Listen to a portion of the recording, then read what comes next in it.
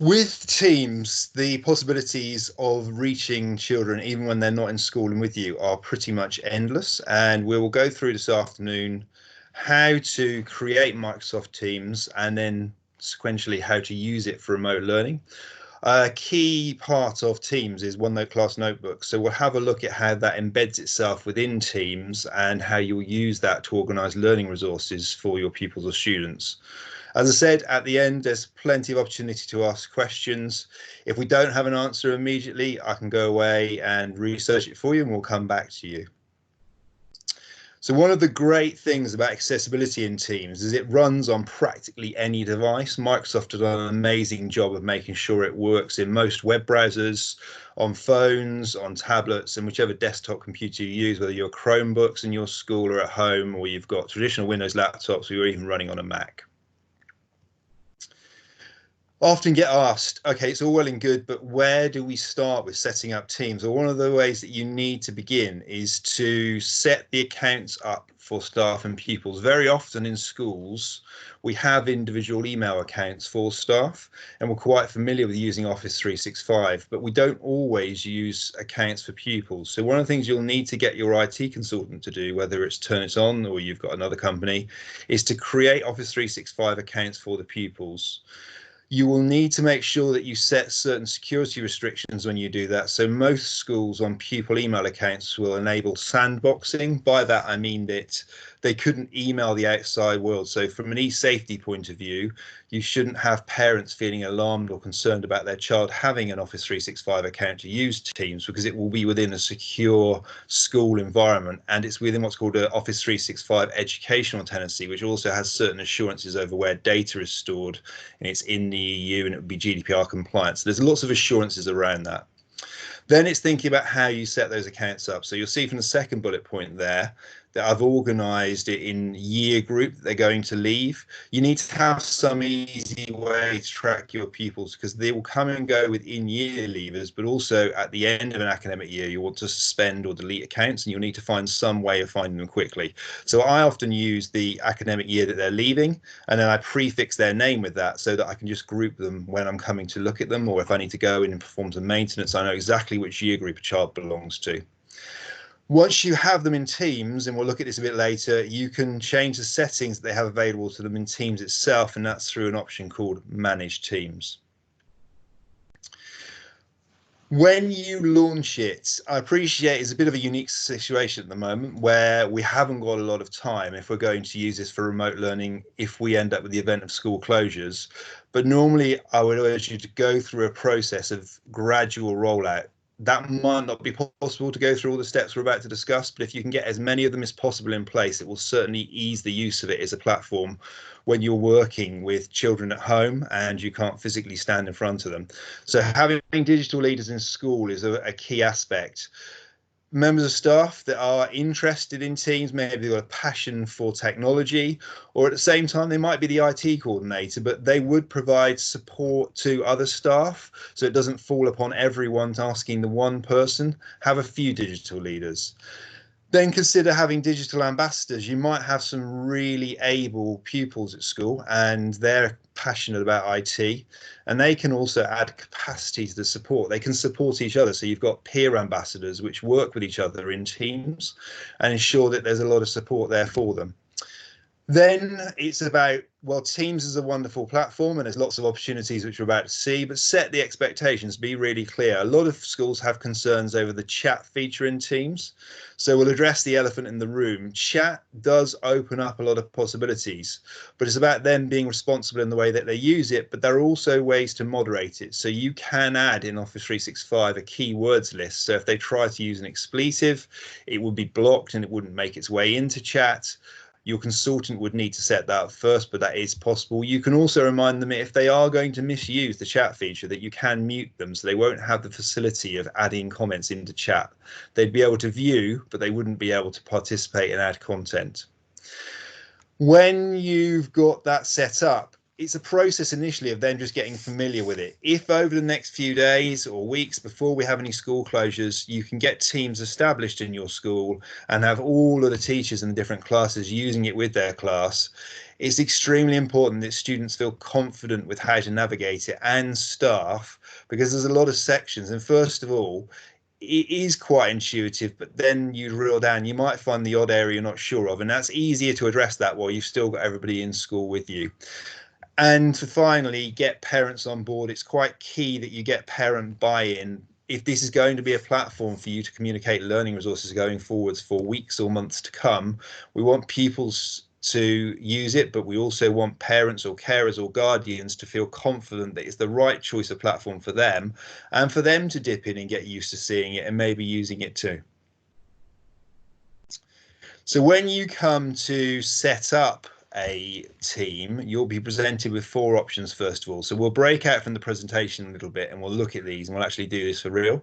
But you can get a class team, and class teams are the sort of team that you would use with classes in your school.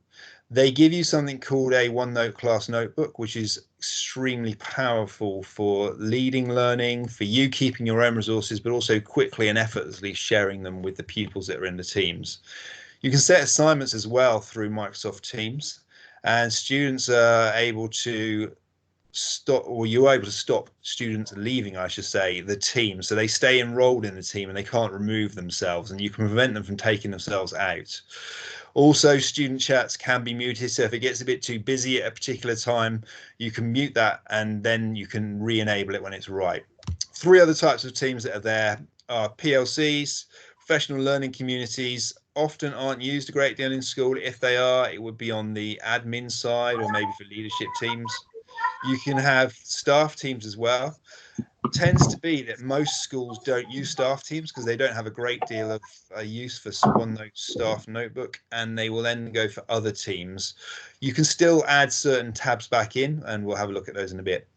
I don't think I know of any school that's going to exceed 5,000 members on a team, but if you do, you've got various ways of scaling it to use with more students. So when you first create a team, you'll be presented with this screen. So it's a good opportunity for me to break out from here and show you a real life team. This is a team that I've created in an educational tenancy. We've got 3 different types of teams here. We've got the staff team, we've got a primary school demo class, and we've got a secondary school demo class. You set them up in slightly different ways. So the staff team is set up using the staff option. The primary teams are setting up using the class option. So if you want to see your teams, you go to teams on the left-hand side and you view them here. Before we go into actually creating a team using the button in the top right-hand corner, I'm just going to discuss the options that you have in the navigation. Some of you that are more familiar with Teams will notice that I'm using this in the online version, so it's in a tab in a web browser. Most web browsers are supported. Up until last week, it didn't support Safari and Mac OS, but that's now being utilized. It's in preview mode, so it is a little bit cranky if any of you are trying to use it on Macs in your schools or you've got Macs at home.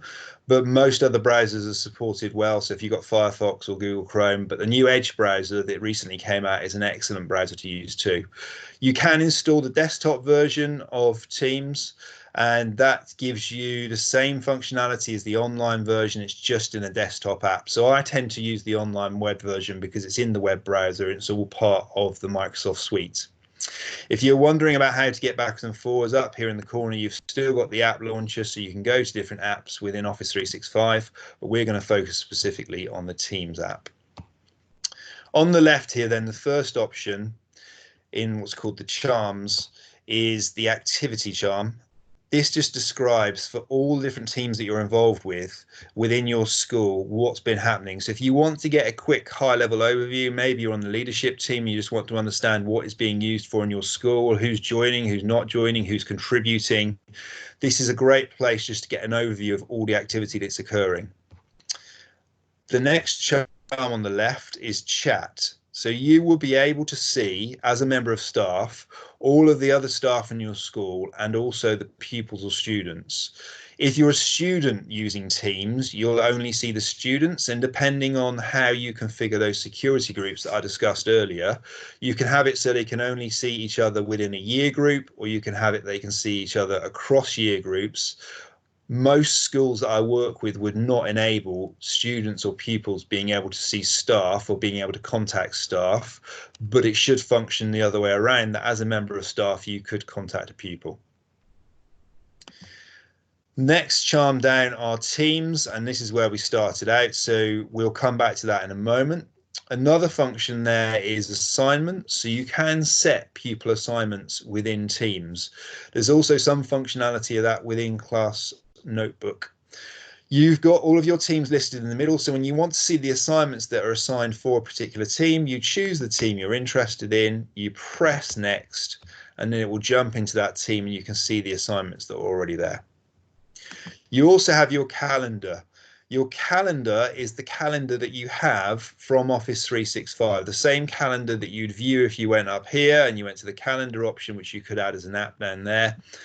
It will just have a lot of the lovely colors stripped out and all of the little icons stripped out, but it is the same calendar. What it won't show you in Teams are shared school calendars. So it's your personal calendar or your team calendar. It wouldn't be anything else.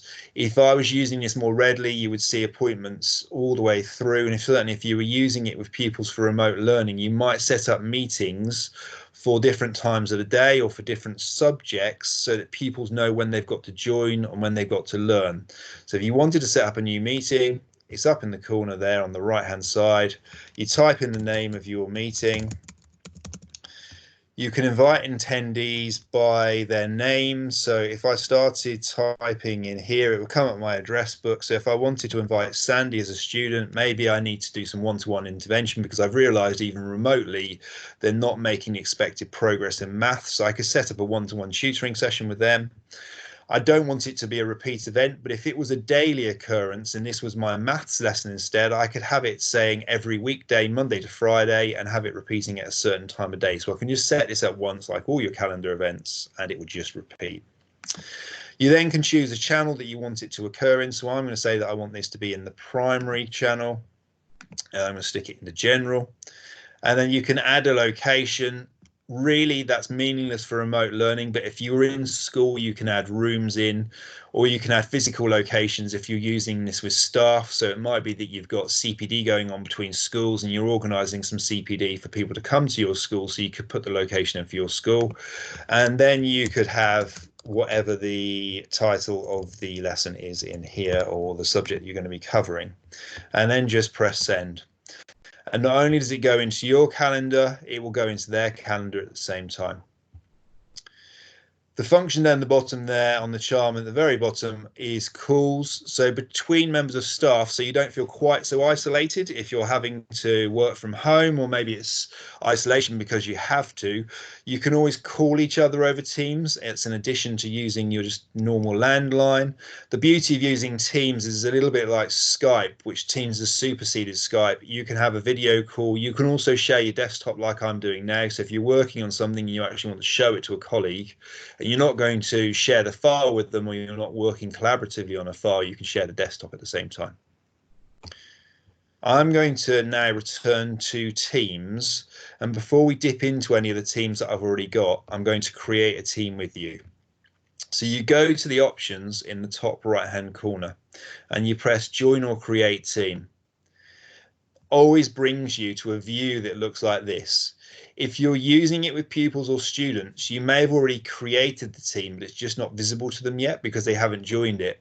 So one of the things you can do is you can generate a join code, and you could send that out through chat, or you could email it to them directly, however you wanted to manage that process. But they then type the code into the join code box here. They press join the team, which is ghosted down the bottom. And then all of a sudden that team is added to the teams they have available. The alternative is that you create a team. One of the things I'd urge you early on is that you limit the amount of people in your school that can create teams. If it's left open, it becomes a bit of a free-for-all, and particularly I would advise against letting students or pupils being able to create teams, because you end up with just this clutter of lots of different teams and it becomes meaningless and people get lost. I think with teams, one of the things to emphasize is less is more, and consider how you want to organize it. In partly in what we're about to investigate now, you'll think and start to reflect yourselves about how you're going to organize your own school and what works best for you, whether you're a primary or secondary. So if you click on create team, excuse me, you come up with the 4 options here. You've got the class, professional learning community, which can be used for academic professionals. There's another good one if you're working in academy trust. Often that option is used for central trust staff. Staff tends to be school level staff, but also other gets used quite frequently for school staff. For the purpose of the demonstration here, I'm going to show you how to create a class to use with pupils or students. You click on class and out comes your team. So I'm going to call this the Turn It On test team.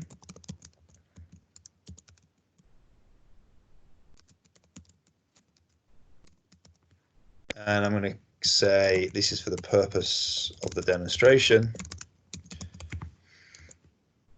It tends to be quite useful if for students they have a description. Doesn't have to be chapter and verse, but it gives them some idea of the reason the team is there. And if they're starting to get quite a few teams to navigate between, it's often a good option. Press next and it will start to create a team. Depending on the speed of your broadband, it may take up to 30 seconds to do that, but usually it's quite quick. You'll then be presented with the option here to have students or teachers. So you need to then add in the students that are going to be involved. You'll name the students and you'll know the students that are involved. So if I start typing, up will come Sophia Owen, who is a teacher for the purpose of this. So let's have another Patterson. Let's go across and add that Patterson into teachers. So we've got that there. I'm going to go back and it looks like we've got Rosie Patterson there. So I'm going to add Rosie Patterson as a pupil, and you just click add and it will pop them in. And on teachers at the moment, you can see that they're queued up there ready to add, but you must press the add button at the end and then they'll start to appear in the list. You can manually add students to teams and teachers to teams. One of the aspects to consider if you've got longer to set this up is you can use something called a data sync, and it will then link with your MIS in school. And what you can do is manage the membership of students to classes or subjects or sets through your MIS system. And when you re-timetable through things like Nova T6 in Sims, it would then move them around and rejoin them between different subjects or sets inside their team. So if you happen to shift a math set around and you move students between sets 1 to 3 in a secondary school, then if you did that within Sims, it would automatically transfer and take effect in here. It doesn't take too long to add your students into your class. If you work in the primary, you've got 30 students. You can do that by CSV spreadsheet as well as adding them manually. Once you've got everybody added into your team, you just press close and then your team appears. By default, you've got nothing at the top but TI. So one of the things you're going to want to do quite soon is click on the 3 dots. Microsoft 3 dots is a key thing to learn and go and investigate. Often it hides other options. When I click that, I've got manage team, which we'll look at in a moment. You can also add channels. So by default, every team has a general channel. You can't delete it. You can't modify it. It's just placed there. You can add more members to the team after the team has been created. So if you forget about somebody or you realize that you're going to move a pupil into a different class, even if you're working remotely, you can add them in. You can leave the team as a teacher, but if you were viewing this as a student, leave the team wouldn't exist as an option. It would be ghosted, so they couldn't leave the team. They're enrolled by you and they can't opt out of it. You can edit the team, which means you can change visuals and add different notes or descriptions. You could also add tags, but I would leave tags until you become more of an experienced Teams user. The final thing you can do is delete a team. It's really important to emphasize that you can only use the name of a team or the name of a channel once. And once it's been used, you can't use it again. So if you call a channel maths or just maths, then you wouldn't be able to use the channel maths in other groups or other teams. So for instance, if I went here and I say I'm going to add a channel into my team, so I'm going to say maths because I'm in a primary and I'm working in subjects, I would also add in my class. So it might be that it's Oak class. So then when my colleagues come to create maths for their teams, they'd be able to say maths Sycamore or maths Birch, and then it would allow everyone to use maths. But if you just all try to use maths, you'll get a message up here with a cross saying that that name's already been used and you can't use it again. So it does need some consideration about how you're going to use it. You give it a description. So this is for maths lessons. And then down the bottom, you've got a privacy option. You can have it accessible to everyone, or you can have it private to only people in the team. Most of the time, if you're using it for a class, you would leave it accessible to everyone because you might want students to be able to be joined. To save you time of having to go and add this channel or using join codes or adding people in, you can automatically show this channel in everyone's channel list. And what it does is it appears for everyone under here. It's just an efficient way of making sure that the channel is distributed to everybody in the team. Click add, and then the channel will be provisioned by Microsoft, and all of a sudden the channel's there. It's that quick. You can then manage individual channels. There's options here about channel notifications, so such as managing your team.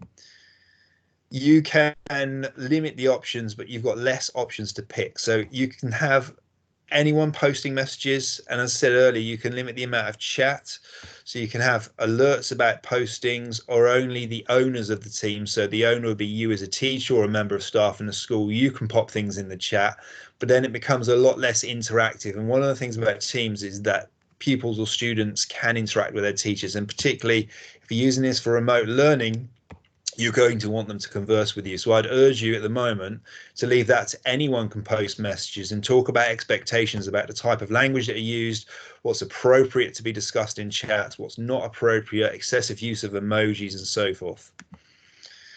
If we go back to manage the team options at the top here, you see we've got various different tabs across the top. In the first tab, you can see the members. If you collapse the message at the bottom there, you can also see guests. So down the bottom, members and guests would be people that are pupils or students. And at the top, you've got members of staff and owners like IT admins, because essentially I'm acting as an IT administrator for this whole process. You've then got options for your channels. So you can see here, it's the list of the general channel, and there's the Maths Oak channel. It shows for me, and it also shows for other members. If I wanted it to disappear from the other members, I just untick that box. You can always change the description. The type of team there is standard, which means it's globally available to everyone. It also gives you last activity. Settings is really useful, and I would urge you to take some time here just to get used to how you can change the settings. You can go into themes and you can badge up your teams so they look a lot more interactive and interesting. So if we were going to have maths, maybe we'll pick a good old bar graph there. And then we go down to the bottom and we should be able to save it. It's just off the bottom of my screen by pressing update. Changes are saved and then it's applied, and all of a sudden yours is rebadged. You can start to make them stand out from one to the other.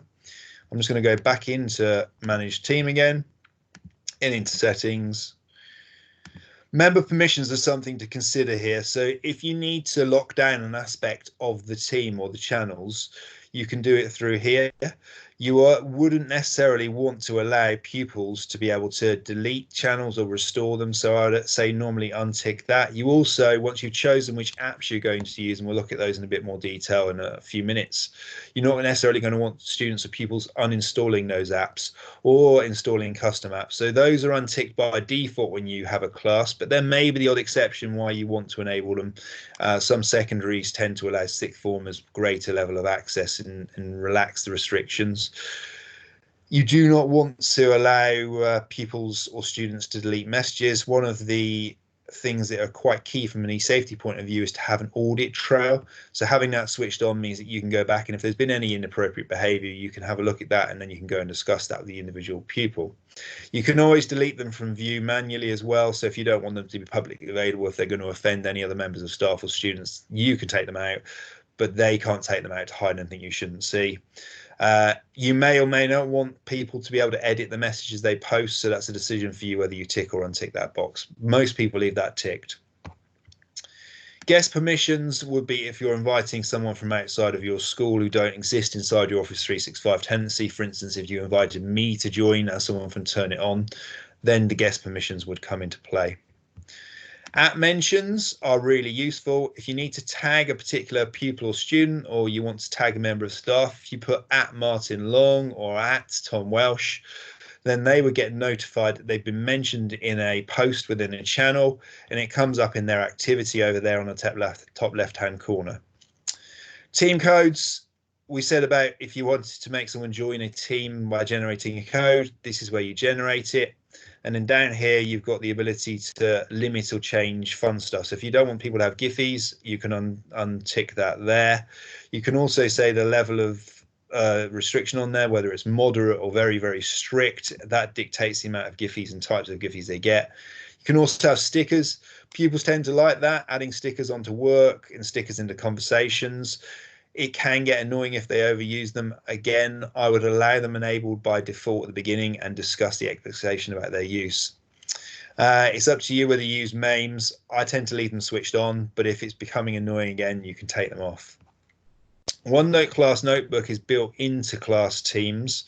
So at the moment, that description there is just how they're used. Tags, you can start to tag by subjects or articles. So in maths, if you wanted to differentiate a maths resource that was between number and maybe shape, space and measure, you could have maths tags and you could add them in here for people to be able to search and find content. Tags become quite useful then, but it's not something I advise you to dabble with and experiment with initially. I would say that's something to look into once you've got confident with using Microsoft Teams. Analytics are quite useful just to get an overview of how students are using your team, how long they spend in here, whether colleagues are dipping in and using it, how many messages have been exchanged, what sorts of apps are enabled, and also the size of the data that might be stored in the file section as well. Apps that have been enabled at the end, there's quite a few apps that you can add into Teams, but these are the ones here by default. If you wanted to remove one to stop it being available, you just press the rubbish can on this side there and it gets removed. So if we went back to our team and I go to the general channel, I'm just going to cover the tabs across the top of the general channel. In posts, you'll see the different content that's been posted. I think to actually demonstrate to you the type of post you might see, I'm going to go into my primary channel, and there's been some content added in here this afternoon. So you can see I've scheduled a homework club. I've simply set that up as a meeting.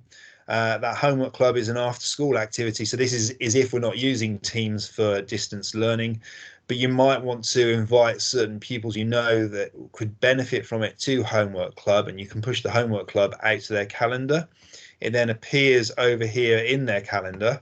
And if you went to their calendar view, you would see it, they would see it. They'd also get reminders before the club starts. So for those forgetful pupils, it will start pinging up that they've got homework club in 15 minutes or half an hour prior to it occurring, and they'll know where to attend. If I pop back into my Teams and over here in the general, you can also see other things that have been posted. I've made a post here about my intention for this team and to actually let the pupils or students that are enrolled know what the purpose is, that they can contribute and get them involved in discussions. If someone replies, they can click the reply underneath, and then that's an inline reply that goes underneath. If you'd like to have more editing details, click the A with the paintbrush underneath, which formats the text. It will open up a bigger box, and then you've got all of the editing tools you might find more traditionally in a word processor. You can put hyperlinks in, you can embed codes from websites, you can even insert tables. Quite a few options in there when you're making replies, so it doesn't have to be limited to just simple, straightforward text replies. You can even have highlighting tools as well. Down the bottom here, you can see that you can attach files and they readily go in. In here are your emojis. You can add your Giphies in. You can also pop stickers in. You could record videos or join meetings directly from here. You can add videos that have been recorded previously. There's an app in your app launcher up here called Stream, and that's where they're stored, but you can add them back into conversations. You can add praise in here as well. And as with everything Microsoft, there'll be some hidden options using the 3 dots. So make sure you go and explore those as well. Once you're ready to post, you just type whatever you like in there. I might decide I'm going to put an emoji in. I'm going to say I'm really pleased to see my test feedback, and then I'm going to post it in. And you can see that it's pinned underneath my previous comment in the post, and it keeps it all neatly bundled there together. The same theory applies if you're going to add a new conversation. If you want something more detailed, tip it in there. If you want to really draw attention to something, you can make an announcement so you have quite a detailed headline. If you want to draw someone's attention in that there's an urgent deadline for a piece of remote learning and it's due the next day, you want to remind them of that, pop it in here in the posts, but you can emphasize it using those tools there. Files are then attached in each channel. So in my team here, for my primary team, I've only got general. I haven't yet created any subjects down the side, but you will start to get files here. Files that can be created directly within the team. So you haven't got the distraction of pupils or students having to go elsewhere. Everything's contained within Teams. You've got all the new normal formats. If you wanted to use Word, you just click on Word. I'm going to create this. I'm going to say this is maths. Help if I didn't have capitals on, and then press create. It starts to authorize that document and create it here within Teams. Should be fairly swift. And what you'll then see is it opens up with inside the Teams window. So you haven't got to go out to use Microsoft Word. You haven't got to use Word on the desktop. You're not having to go down here to the start menu. It's directly there. You've got your tools. It will open up. And again, how fast this launches is dependent upon your broadband at school or at home. Some people have really good broadband. Other people might not be quite so fortunate. So you can then add comments in. So in maths today, I would like, and you choose whatever it is, ... You can then save it all automatically. You don't need to go to File and Save As. You've got most of the same options as the desktop app. When you're finished, just press Close.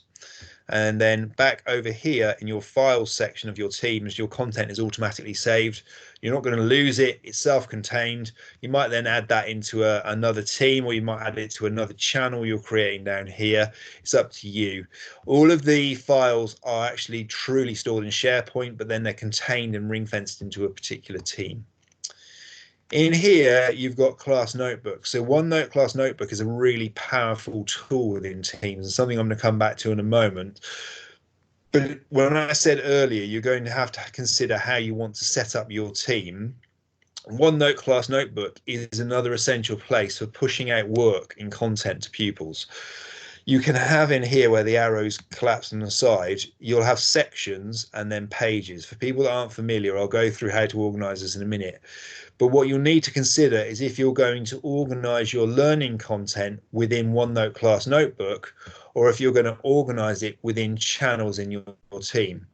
So some schools will just have a general channel and then the team that's been created, and they'll have no other channels down the side here, and they'll manage all the other learning content through OneNote Class Notebook. Other schools will create for a primary the different subjects that you might teach through the day. So you might have science, geography topic, maths, English, IT down the side there. And then you have for each of the channels, you have a dedicated OneNote Class Notebook, which just has all the different areas within the topic. Other schools will just have general, and then down here, for instance, in teachers only or in content library, you'd have your subjects listed in there. And you'll see here I've got English, maths and science.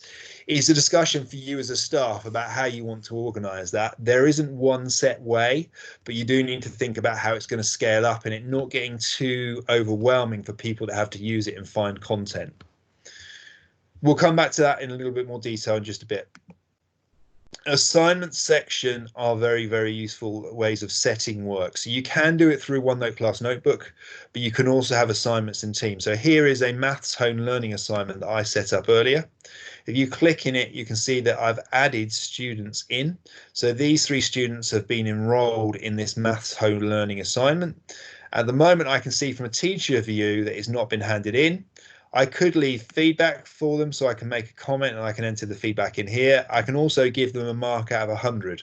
One of the questions I often get asked is, can we change the grading out of 100? The answer will soon be yes. The development team for Teams have been listening, and there will be updates in the future which allow you to change this into maybe numerical 1 to 8s or grades from A to G. But at the moment, you're stuck with 0 to 100. You can change it so it doesn't mark out of 100, so you could have it out of 25 or out of 50, but I chose to leave it out of 100. If you want to see what it looks like from a student view, you can click this tab here, and this is how it would look for them.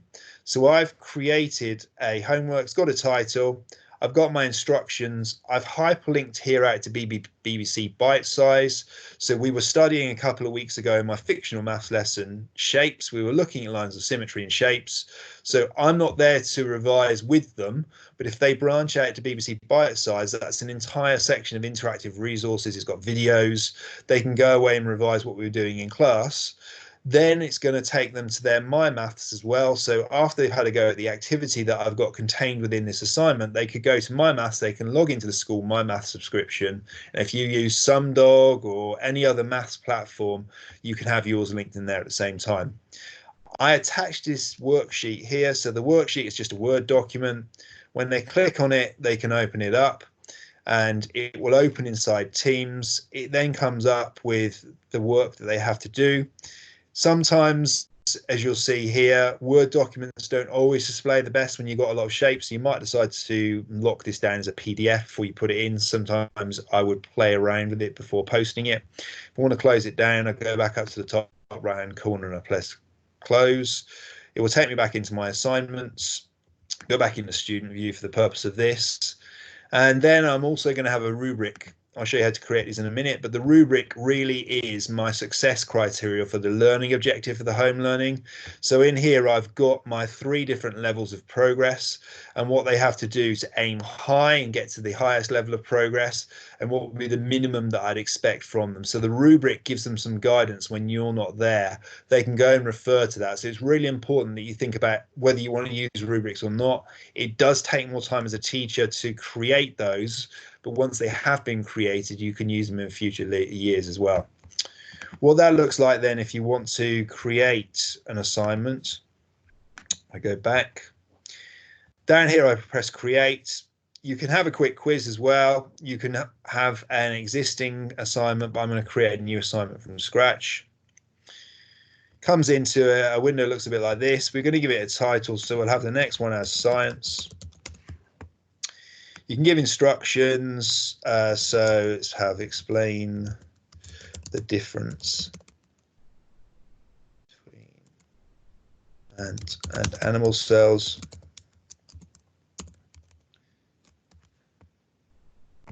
I can decide on my points that are being used. This is where I would add my rubric. So by default, the rubric comes up as blank. I can use one I've previously had before, or I can create a new rubric.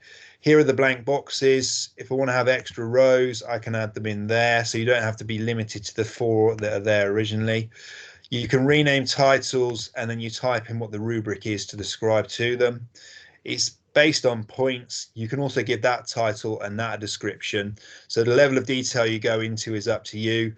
You can either enable the points or disable the points on the rubric. So in mine, I chose to enable it so they could understand that there was 100 points. Down here, you decide where you want to assign it to. So for me, I've only got 2 different teams. So it's either going to go to my secondary team or my primary team. They're both class teams. So I'm going to say I'm going to assign this to my primary team. I tick that there. Then over here, I can choose the students I want. I can also choose the day that it goes out and the time that it's got to be returned by. And then I'm going to assign it. Once it's assigned, you'll see it appear as another assignment under my list of assignments. If I need to go in and edit anything again, I can change things afterwards. But you start to get your notices then that it's all been assigned, it's been set up, it's ready to go. And also over here in the posts, we should see, for anyone that missed it, if I come out of that, discard that. that over here in assignments now, if I've just joined that and as a member of staff or as a pupil that's coming back in, I can see, okay, something's been set for me for science, and I can just go in and view the assignment. So it's like a conscious stream in posts of what's been happening inside the team that you're a member of. Over here in grades, once you've got all your pupils set up and enrolled, so I've only got 3 in my primary team, you're probably going to have 30, maybe 30 plus, depending on the pupils in your school. Here are my different assignments. That one's out of 100 points. That one I didn't set points for, so that's why there aren't any points. It's also got the due date there. You can go in here and set how many points they've got. You've also got other options, so you can go in and you can look at the student work that's been turned in and returned. So this mimics some of those premium subscription platforms like Show My Homework. You can also return it back to them at the same time. So there's a way for you to track grades. If you wanted to get those grades out because maybe you need to put them back into an internal progress tracking sheet, or you've got an MIS system, you can export all of this out to Excel. As with the assignments and the features in there, such as the grades itself are going to be overhauled in the future. So both the assignments and the grade sections will evolve, and you'll have greater flexibility in what you can do with them. But currently, that's what they look like. I'm now going to dip back into OneNote Class Notebook to finish off this session.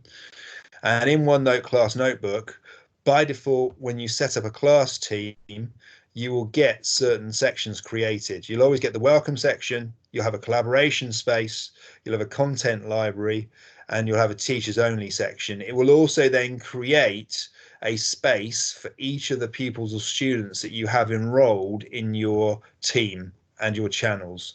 So they would appear on there. So if you had 30, you get 30 names. I've only got 3 in this, but it allows you as a teacher to be able to dip into their OneNote class notebooks without having to go elsewhere and see what they've been doing. If you set them a piece of work, you can go and have a look, and we'll look in a minute then how you set work. So as well as assignments, you can set work using OneNote class notebook. The content library is a read-only space, and that's where you can put content for pupils or students to go and pick up, but they can't destroy it, they can't get rid of it, they can just go and take it and collect it from there. They can take a copy and put it into their own area down here, because when they log in, they wouldn't see each other and they wouldn't see all the sections you see as a teacher, but you may want them to go and refer to something or go and pick a copy up and then practice on it, because that's the home learning, and that's where it goes in content library. Collaboration space is exactly as it says. So collaboration space is for everyone to get together and share ideas. It's for that group work. So in here, I made a science inquiry. And if we were continuing the theme of space, you can see here that I want ideas on their scientific inquiry. They could conduct this at home from materials they might have around the house as scrap materials, but I want to find what's the most aerodynamic car. So we can take the work we're doing in maths and we can bring it across into our science inquiry, but in the collaboration space, we can all discuss it. So everyone can add comments to this OneNote class notebook. It isn't locked for just me. I can have pupils or students adding comments on there at the same time. You have got a safe place as a teacher. So down here, one of the things I've created are 3 sections for subjects. I've got English, maths and science. You can have all of your subjects if you're a primary teacher. In secondary, you might divide that up into sets that you're teaching for English. So therefore, over here in your team, it might be just a team for science, and then the channels would be the different sets that you have down the side, such as set 1 science, set 2 science, and so forth. But then you might divide it up in here, which is why I emphasize some careful thought, consideration, and reflection in school as to what's the best way to organize your teams and your resources, and how much you're going to drive that through OneNote class notebook, or how much you're going to use the structure in teams. Once you've got your different subjects, you can then click on it and you can add pages. Once you've got the name of your page, they'll start to appear here. If you're ever stuck, when you create them by default, you've got these guidance sections, as you can see. So if it's the first time you've ever used them, you can then create content in there, and it will help you just to understand how to use it. So if I was using maths and shape, I'm going to ask, as an extension from that assignment that I set around shapes and finding lines of symmetry, I want them to then take that and transfer it to real world learning, apply those skills, think about the world around them. Where are they going to find lines of symmetry in a house, for instance? So that's my stimulus. It doesn't have to be limited, so you might then ask them to find other objects in the real world that have lines of symmetry in them. It's just to get the discussion started. but I want to set that and I want to send that out to them. If I want to edit that or delete it, I can get rid of it, but I can also distribute it out, so I can set that as a piece of work. So if I went across the options I have in my tabs, you'll see a lot of the options that are very similar. So I wanted to ink over the top, I could use a pencil or a pen. If you were using a stylus device and you're getting feedback from students, you might want to really highlight something. So up here is the very top window, and then over here I've got my squares, and I'm doing this with a trackpad, so it's not very easy, but my line of symmetry might be down there in the middle, so you can chalk that up. You can also erase it if you want to at the same time. One of the ways then that you can get that sent out is to go over here to the class notebook tab, and you can distribute the page. On distribute page, you go into here, you get a little pop-up window on the side, and instead of everyone inking over the option in the content library, they can either take a copy from themselves from the content library so they're independent in their learning, or you can force a copy. So if you wanted this to go to their homework, you can send it into their homework, and then down there you press distribute, and Teams and OneNote Class Notebook takes care of this, and it then pushes a copy out from the content library, preserves the original in the content library for everyone else, but they get an individual copy pushed into the individual copies down the bottom here for your pupils. And if you then uncollapse the pupils and you went to homework, when you go into homework, here is the math shape homework I've just pushed across. So as a teacher, I'm doing that once, but so that's a copy I pushed out earlier. Here's a copy I've just pushed out with the annotation over the top. It's there for them. They can carry on and use that further. But you, with your assignments up here or with looking inside of OneNote Class Notebook, can quickly survey, review all the work that individual students have done. You can go in and you can add individual feedback by using the tools over here in the top bar. So you could use draw tools. You can then put your comments in. There's lots of other options in OneNote Class Notebook. We could almost have a session on just OneNote Class Notebook itself as to how you would then feedback. You could leave audio comments. You could then use other apps such as Flipgrid to get them leaving comments, which brings me up here to the plus box. So you can add tabs in to your team. You can use other Microsoft features. So you might want to add a form in. So those of you that are familiar with Microsoft Forms, you can use them for quizzes. You could also use them for making surveys around the class. They're quite useful and versatile, but the feedback's instant and then you can export it. But it's also got other third-party apps down here that plug in as well. So you can have a look at those, review which ones you think will be useful for your class, and then you can pin them in. So if I wanted to pin in, for instance, a SharePoint library, I can add it in. If I wanted to add my forms in, I'm going to click on forms there. It's going to bring me up to the preview window. It's going to tell me about what forms is once it's generated it, and then I can pin it as a tab along the top. So pupils don't have to go looking for the form. It's there instantly for them to go to it, and it's within their team and the channel that they've been given. So you can see here, if you're building this at home, it might be a bit slower on your broadband speed. In school, it's going to be pretty quick because most schools have got a fairly quick broadband line. I'm just going to stop that because we could be here a little while. But essentially, it would have then stuck a tab at the top there that says forms. So it's one of the options that are up there. So you haven't got to go anywhere else. It's contained in that one environment, and you haven't got the distractions, particularly when you're at home, you haven't got any way of moderating that. There are less distractions for them to think, oh, I could go off and look at this, or oh, there's something else better to do over there. It keeps them within the team and focused on the work they're doing. I'm just going to jump back into the presentation. So when you come to invite pupils to teams, you can send them invite links, join codes, you can distribute them. One of the things that I've put into the presentation here is a option just to get yourself familiarized with all the areas. That document there is available if you searched on the internet for Microsoft Teams for Education guide. It comes up. It's a PDF that's been released recently. There's also various Microsoft MIEE experts out there that have been posting that recently on Twitter. They've also been putting it on LinkedIn. I've seen it quite a few times retweeted on Twitter, but it gives you an overview of how teams are organized, because I appreciate we've covered this today, but we're also recording this, so you'll have access to the recording follow today's presentation. Once you get inside one of your teams, you may also want to refresh yourself about all the different areas I've covered during the presentation. So there's a slide there for that.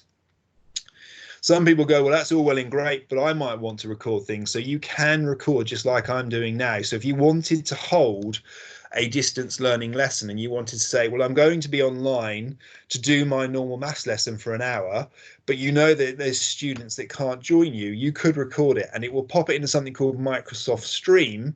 And then that becomes available within the posts on your team, and then students can go back and view that, and they could rewatch the whole hour's video that they weren't able to join because maybe it's just too disruptive at home at that particular hour of the day, or they didn't have access to the computer because there's 3 children in the channel who all need some time each on the device, and it's not actually practical to all get onto the device for remote learning. So there's lots of reasons why you might want to record sessions. It also provides a great learning resource library that they can refer to if you're not available and you're not online at the same time.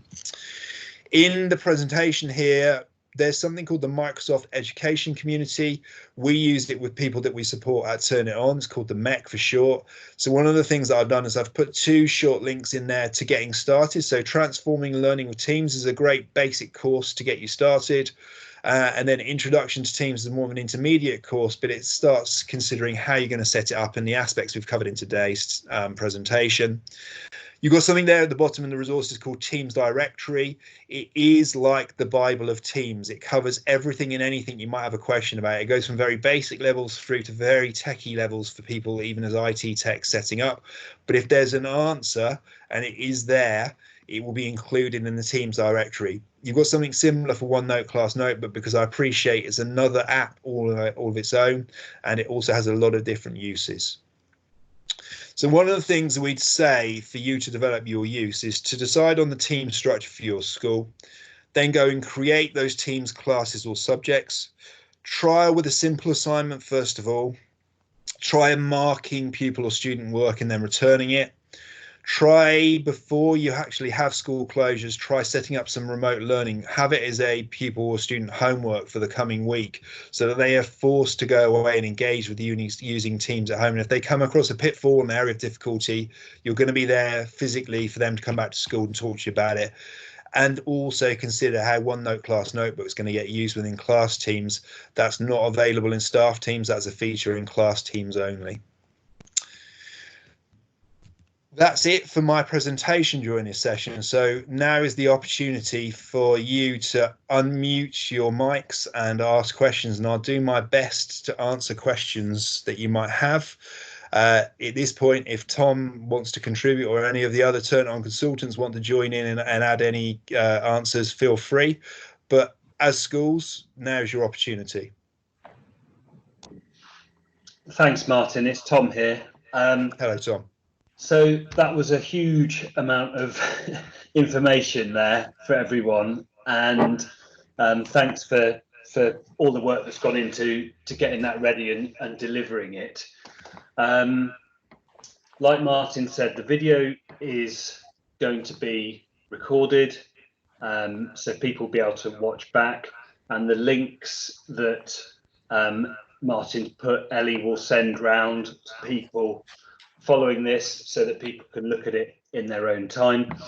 I think the message from me is to take your time when doing this. Try to keep things simple. Yes, try to keep things simple, I think, would probably be the main bit of advice. We can come back to what I actually mean by that in a second. Martin, you've got the chat up in front of you. I can see now your screen is still sharing, just to let you know. That's fine. I thought it would be a good thing to openly share some questions. The questions coming in are really good ones. So if you're using Chrome here, it looks like Jenny, if you are still with us, feel free to unmute if you want to ask anything further about this. So if you're going to be signing in using Google Chrome and link data, if you could explain what you mean by linked data, that would be really helpful for me to answering. It will run quite happily. Teams will behave quite normally and happily in Google Chrome as a web browser. If you want to get students to it really quickly, you can set them a bookmark linked so they can get straight into the team. But also, if they're signing in through Office 365, they can just get to it through the app launcher in the top left-hand corner. Oh, hello, it's Jenny here. Hi, Jenny. Hi, yeah, because in a primary school, the children have lots and lots of passwords and access to lots of websites. We're very early stages of using Teams, but Yes. it would be nice if Microsoft had a version like Google Chrome have, where you can actually log into Google Chrome and save all of the bookmarks, save all the passwords. So then when they're at home, they can simply log into Google Chrome, link the data, and it will populate the browser bar as if they was at school. Microsoft don't do anything like that, do they? So are you talking in the sense of when they open up their browser, all of the bookmarks and the layout and the options they have in their browser at school would be mimicked in their browser at home? Yeah, because that way we could then show them at school how to use Teams and save it all. And then when they go home, there's not so much for them to remember, because obviously they're young, they're small, and I think Teams is quite easy to use perhaps if you're in secondary school, but I'm thinking primary school.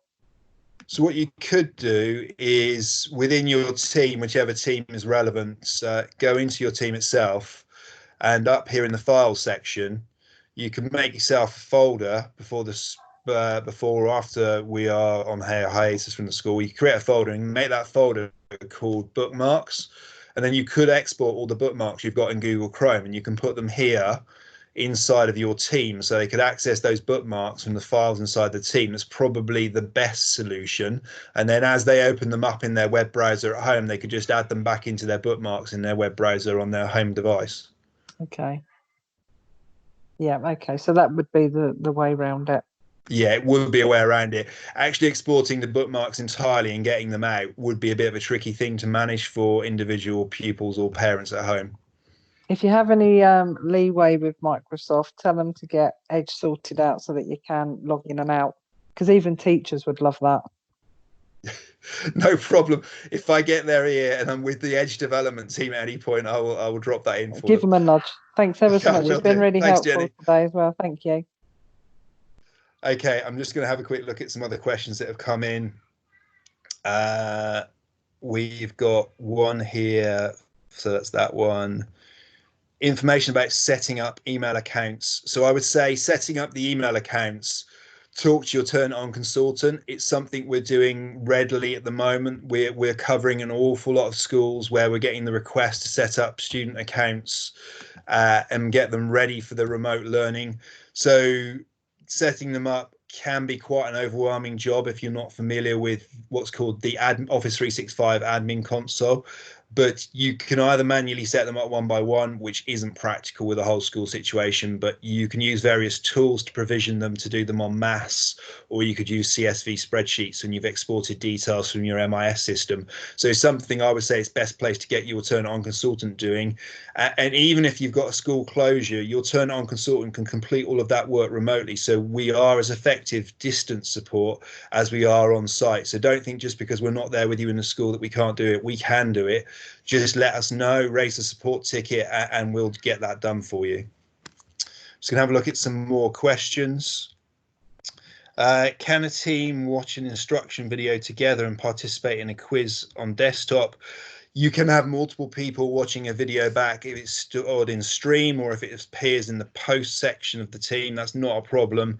The Microsoft systems on the back end would allow you to do that. You can have multiple people answering quizzes. So if you create a quiz rather than a questionnaire in a Microsoft form, you can have people in the quiz altogether, or they can answer the quizzes individually. At the bottom there, do teams require 365 accounts to work with Gmail? So if you're going to use Teams, you're going to need to create an account for your teachers or for your pupils in Office 365 rather than G Suite. So Teams would work with Office 365 and Office accounts, not G Suite accounts. Any more questions, either people who want to unmute their mics or pop anything in the chat?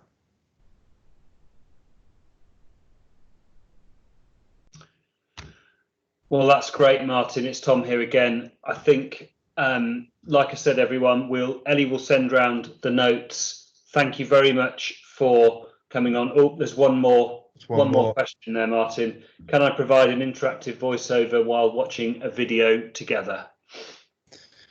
That is a good question, and something I've not actually ever tried.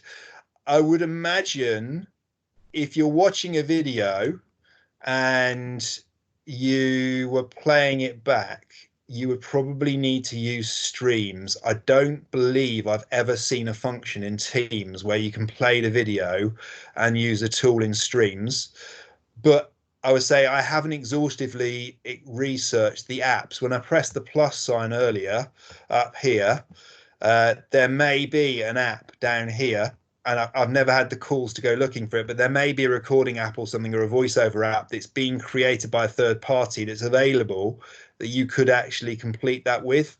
So I would say have a look in there. If not, use Microsoft Streams. And to find Microsoft Streams, you go up here to the app launcher, and then down the bottom here, you will have more apps, and then Streams are in there, and you'll be able to see all the videos that are created. And in there is a voiceover tool. Anybody else got a question? There's another one come in. How can children edit PDF documents? Good question. Someone did post that earlier up the questions. I did say that sometimes the layout can get a little bit lost. So one of the things, if they open it in Word inside the team and it doesn't lay out absolutely correctly, so you could see, for instance, there I had one shape that was on top of another shape when I was looking at lines of symmetry and shape. There is an option in there to open it in desktop Word if they've got desktop Word. So desktop Word is when you've got the program installed on your computer, and it's the desktop software. So if you opened it in that, it normally clears up anything that's a problem with it opening online and it misformatting. If you lock it down as a PDF to have the clarity of it laying out correctly, you might want to have the PDF and the Word document available, because they won't be able to edit and add answers onto the PDF. It will be for reference only and view read only. If you want them to complete anything on the Word document, that's going to have to be done in Word itself. So maybe the PDF is a view only, so they can see the formatting and the layout if you know it's got the potential to move around. So when you've got the potential for things to move is when you have multiple pictures, particularly 2 or 3 next to each other within a line left to right.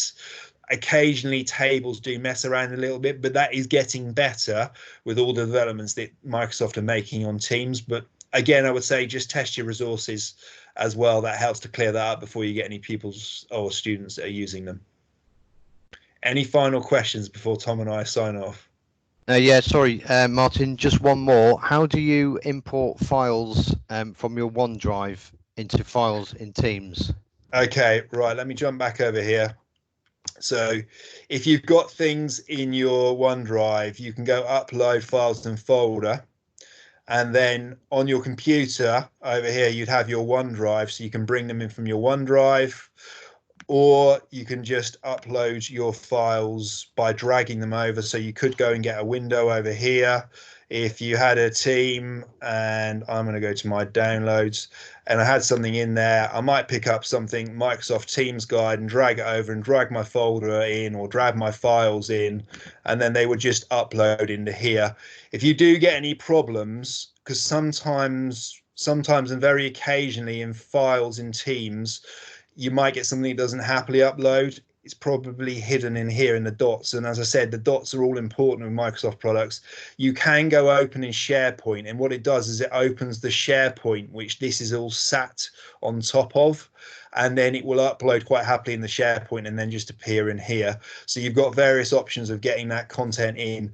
One of the things I didn't mention in the presentation, and I should actually emphasize, is that when you upload your folders and your files, make sure you haven't got too many folders and files within each other. There is a character limit. So by character limit, I mean the number of individual characters here, like maths or class materials. If you go beyond 236 characters, 256 characters, which sound like quite a lot, you will end up with the resources not being usable, or they won't upload. So there's a character limit. So you might need to think about how you organize your file. So if you're going to make a new folder in here and it's called maths, you might want to create yours, and then within there you might want to go into maths and have let's say you're gonna have another folder called number. Then inside number you might have your terms, but I wouldn't go more than about 3 folders deep before you start putting the resources in, because if you just exceed that character limit, you'll get all sorts of problems with having those resources in a usable state. Phil, does that answer your question? Yeah, that's great. Thank you. I've got time for one quick more Yeah, of to course, do yeah. with links and sharing links from Yes. OneDrive into Teams. Okay, so I would, let me jump back into my team. Once you've got it in here, if you want to share a link for something you've got in your team ticket, you'll see that the options change along the top. But instead of it, if you were in a traditional view, let me go over here a minute. So if I went to OneDrive and OneDrive opens up. So as a school, you've all got a personal OneDrive. Your OneDrive is your personal area. No one else can touch a file or a folder in your OneDrive unless you invite them by sharing something with them. So in here, if I created a document, or let's just create a folder a minute, I call it test, create. If in here I tick it, I can share it, which is probably going to be hidden. No, it's not. It's over there. I can share it quite happily within my OneDrive. I can share it directly with my OneDrive. I could also go to, on here, my shared libraries over on the left. I've got primary class demo. So over there, then I can see my class files, my class materials, my documents, and my student work. If I go into my documents and I go into general, I then get to where I've got my maths and I've got my individual documents, and then I can share them from in there. So just to recover that for people, because I did that quite quickly, when you sign into Office 365, you've got the Office 365 launch panel here. Go up to your app launcher where you can also get to OneDrive as well. It will open up OneDrive in a new tab, and then you go down the side to shared libraries. The shared libraries will mimic the teams and the channels that are created in your teams. So they will reference what's there. You then drill down to where it is. So if you need to share something, you can share it from there. You then choose the specific people, so you limit who it's going to be accessed by.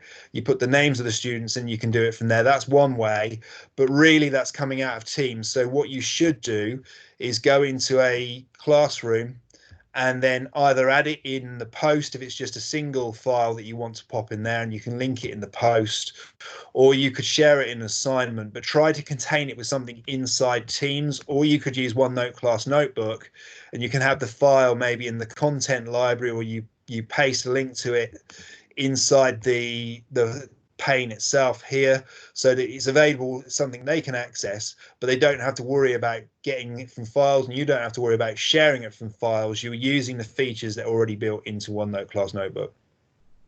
Great, thanks, Martin. Any other questions before I finish? I've got another one down the bottom here. Could you talk a little bit about collaborative working, children, teachers working on documents together? Okay. If I went back and let's go into my files and I go into my maths file. So imagine this maths file has been placed into my team and it's available to my pupils. One of the beautiful things about Office 365 is the fact you can all collaborate together. So you can have multiple people all in the same document together. You don't have to, like the old dark days, save different versions, not all be in it at the same time, although you have to save it as maths document version 1, version 2, version 3, and then someone has the unenviable task of copying it in. You could all be in here together, and what you would see are different color flags next to the cursor, like the one I've got flashing.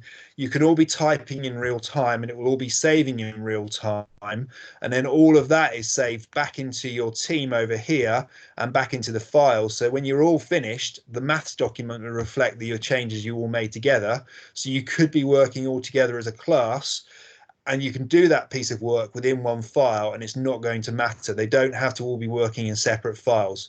You may, however, want to have that separate file scenario through OneNote class notebook where they all do produce their own work, because you need to assess the progress they've made within a certain subject or an area of a subject. Have I got any more questions? I haven't on the side there. Right, the final call. Any last questions? Okay, I'm going to end the recording soon after this, but thank you everyone for joining us today. I appreciate it's been an awful amount of information in one go. I've tried to present it slowly and logically, but I am available if you want to contact me at Turn It On. I'm available for questions as well after, so I'm quite happy if you want to email me, and my details will be on the presentation that we post up, and then I will get back to you individually about any individual questions you might have. Tom, is there anything you'd like to add at the end?